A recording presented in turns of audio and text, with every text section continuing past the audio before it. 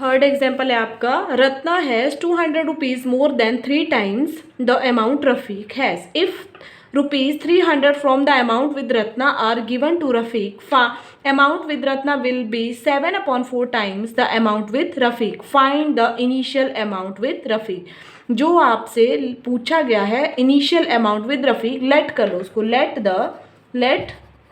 The initial amount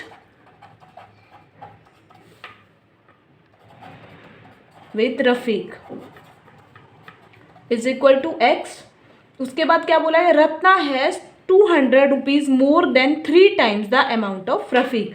अब लिखो Ratna has amount, कितना अमाउंट है उसके पास, Ratna has amount is equal to 3 times। 3 times मतलब 3x, 3 times बोला था, और 200 मोर में हम ऐड कर देते हैं, तो ये हो गया आपका रत्ना का अमाउंट। नेक्स्ट लाइन में आ गया, if 300 rupees from the amount of Ratna are given to Rafiq. Ratna का 300 अमाउंट रफीक को दिया गया, तो रफीक का अमाउंट कितना हो जाएगा,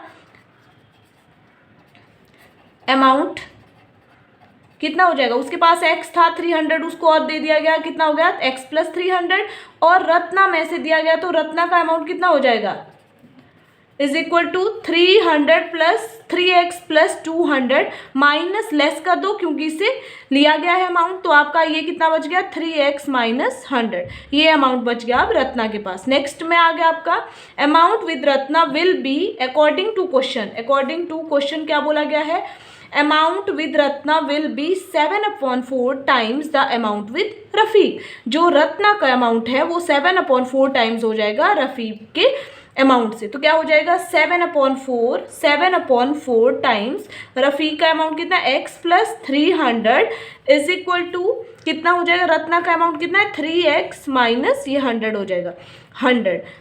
अब अगेन क्रॉस मल्टीप्लाई करो यहाँ से 4 से, इसको कितना हो जाएगा, यहाँ से 7 से मल्टीप्लाई करो 7x प्लस 2100, और ये यहाँ से 4 से मल्टीप्लाई करो कितना हो जाएगा 12x माइनस 400।